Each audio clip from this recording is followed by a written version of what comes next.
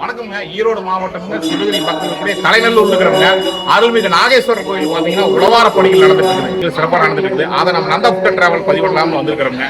இன்னைக்கு பார்த்தீங்கன்னா பிரதோஷ நாள், காலையில பக்தர்கள் எல்லாம் வந்துட்டாங்க. அவங்க பணியில செவ்வனை செஞ்சுட்டு இருக்கிறாங்க. வாங்க அப்படியே பயணம் பண்ணி போய் உழவார பணியை பார்க்கலாம்.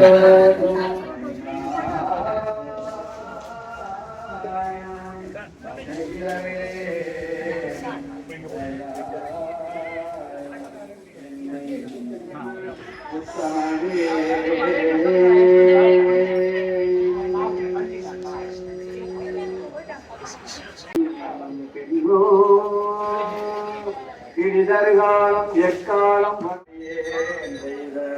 வல்வினையை கடிதர் காலமாய் அவை காத்து எம்மை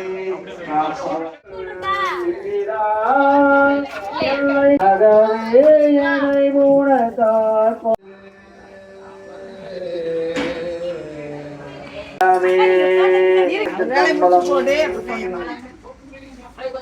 யானேதும் பிறப்பஞ்சே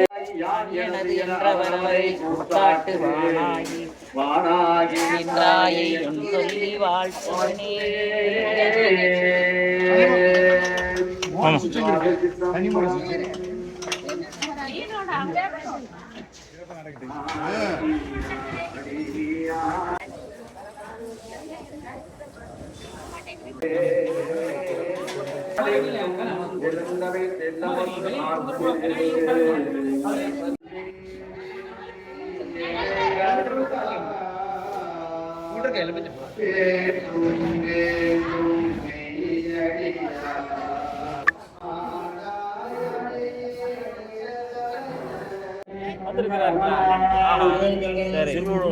வந்திருக்கிறார்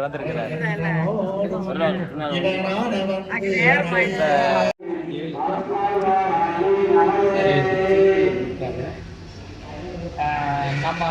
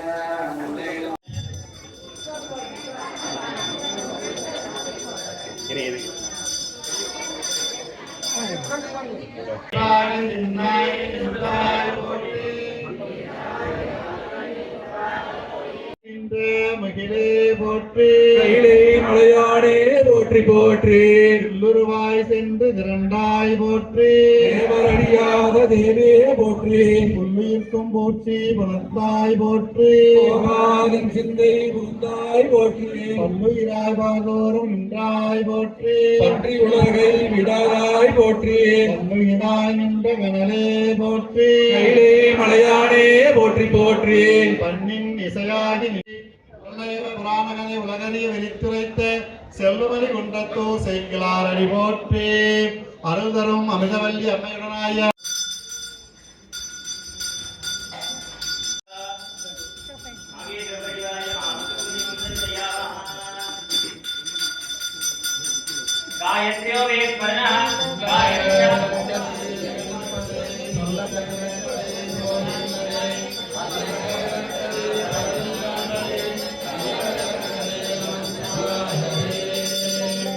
ஐயா வணக்கம். வணக்கம்.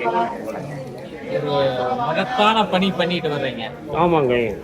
எல்லா கோயில்களுமே ஆமாம். உங்களால வந்து இருள் மாதிரி அந்த அழுக்குகள் எல்லாம் தூய்மைக்கா நிலைக்கு வரக்கு நீங்க திருக்கூட்ட அன்பர்களை வச்சு ஒரு மிகப்பெரிய காரியத்தை பண்ணிட்டு வர்றீங்க.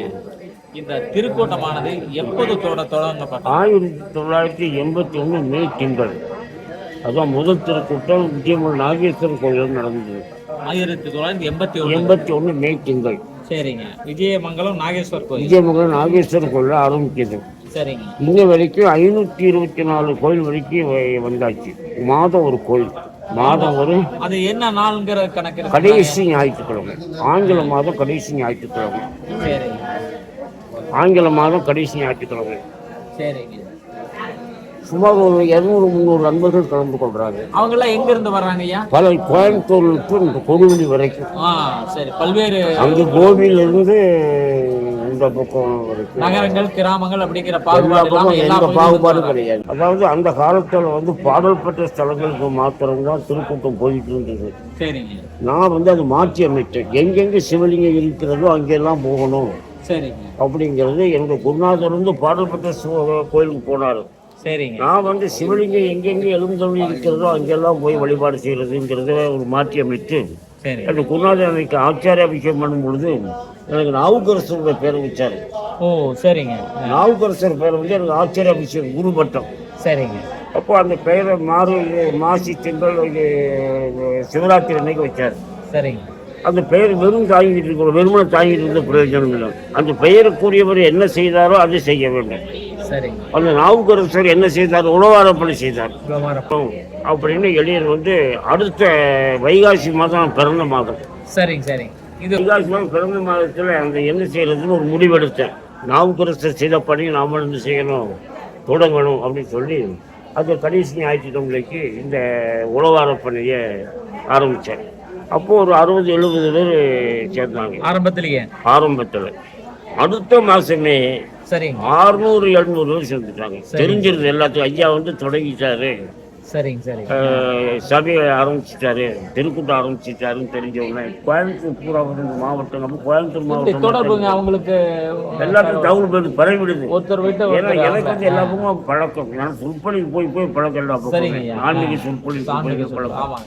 அதனால எல்லாத்துக்கும் ஐயா தொடங்கிட்டாரு சொல்லி அப்போ இவ்வளவு திருக்கூட்டம் கிடையாது. சரிங்க. அங்கங்கே ஏதோ 1-2 இருந்தது. சரிங்க. சரிங்க. இவ்வளவு திருக்கூட்டம் அப்போ இருந்தது இல்லை. ஆகையினால என்ன செஞ்சாங்க? ஐயா திருக்கூட்டம் தொடங்கிட்டாரு. சிவாலயத்தில் போய் நாவுக்கரசர் செய்த உழவரப்பு செய்யறாரு. என்ன பண்ணணும்னு உடனே எல்லாரும் வந்துட்டாங்க. நான் திருக்கூட்டத்துக்கு ஒரு கோஷம் வச்ச, கையிலே உழவாரம் வாயிலே தேவாரம். கையிலே உழவாரம் கோயில் சுத்தப்படுத்துவதற்கு, வாயிலை தேவாரம் இதுக்கு திருமுறைகளை பாடி அந்த திருமுறைப்படி சொன்னபடி நம்ம சமீபம் அறிந்து கொள்வதற்கு அந்த கையிலே உழவாரம் வாயிலே தேவாரம். இன்னைக்கு தமிழ்நாடு பூராவும் அந்த முழக்கம் செல்வத்தங்களுடைய காரில் பின்னால் எழுதி போட்டாங்க.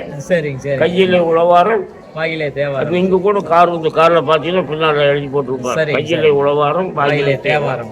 அதாவது நம்ம சபையத்தை சாமி கும்பிடுற நோக்கம் தான் இருந்தது அந்த காலத்துல. தேங்காய் பழம் கொண்டு போறது, சாமி கும்பிடுறது, ஐயனுக்கு தச்சனை போடுறது, விபூஜை வாங்குறது முடிஞ்சு போச்சு.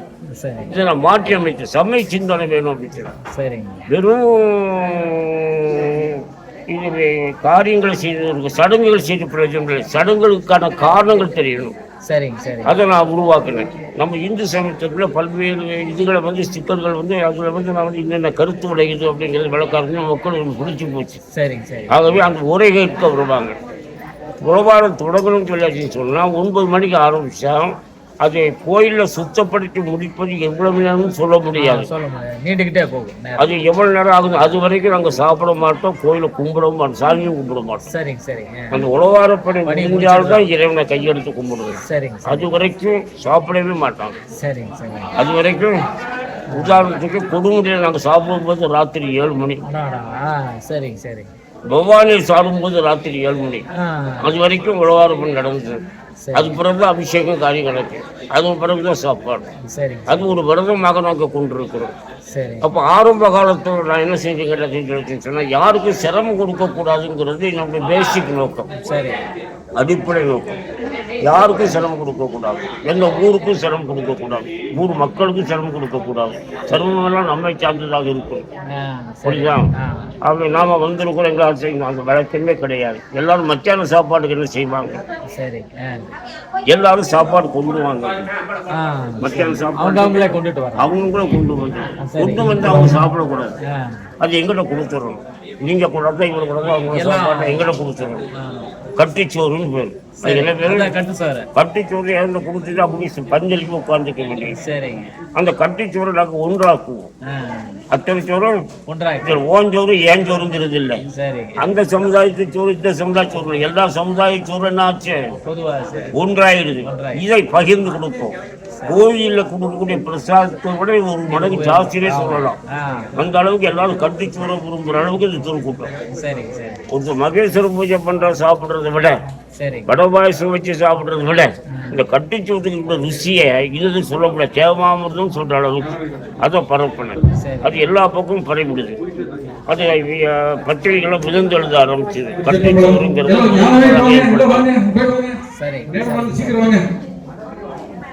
உழவாரப்பணி ஆரம்பிச்சது போல இந்த கட்டிச்சோறு பணிக்கு ஆரம்பிச்சது. அப்போ என் கூட 700-800 பேர் வந்திருந்தாங்க. சிதம்பரத்தில் மிகப்பெரிய கூட்டம், 2 நாள் கூட்டம் போட்டிருந்தேன். புரியுதுங்களா? எல்லாம் திருநெறி தமிழ் கொண்டு தான் வழிபாடு, வடமொழி இதில் கிடையாது. நாங்கள் படுற திருமுறைகளை பயன்படுத்தி கொண்டு வழிபாடு எல்லாமே எல்லாமே தமிழ் தான். தமிழ்ல கூட திருமுறைகள் தான். அது உங்க பாடல் எங்க பாடல் கண்ணதாசன் பாடல் பாடலாம் கிடையாது. திருமுறையில என்ன சொல்லியிருக்கோ அந்த பாடல் அந்த சடங்குகளுக்கு பயன்படுத்தி கொண்டு திருமுறையில, அதனால சொன்னேன், கையிலே உழவாரம் கோயிலை தூய்மைப்படுத்துவதற்கு, வாயிலை தேவாரம் நம்முடைய சமய சடங்குகள் அனைத்து எதில் தான் இருக்கணும்? திருமுறையில தான் இருக்கணும், தமிழ்ல தான் இருக்கணும். புரிஞ்சுங்களா? அந்த முறையில் இதை தொடங்கினது இன்னை வரைக்கும் சிறப்பாக நடந்துட்டு இருக்கு. உங்க அகவைங்க ஐயா 87 வயசு. 87 வயதுலேயே நீங்க தளராம 1981 ஆரம்பிச்சேன். சரிங்க. இது வரைக்கும் என்ன மாதம் நின்னதில்லை. இந்த கொரோனா வந்தது, அப்போ கோயில் அடைச்சிட்டோம். அப்போ தான் எங்களுக்கு உழவாரம் பண்ணி நின்றுது. அந்த கொரோனா கோயில் சின்ன கோயிலுக்கு கணக்கு கிடையாது. கிராமத்து கோயில் பெரிய நகரத்து கோயில் கணக்கு கிடையாது. எங்கெங்கே சிவலிங்கம் இருக்கிறதோ அங்கெல்லாம் நம்ம பணி செய்ய போகணும்.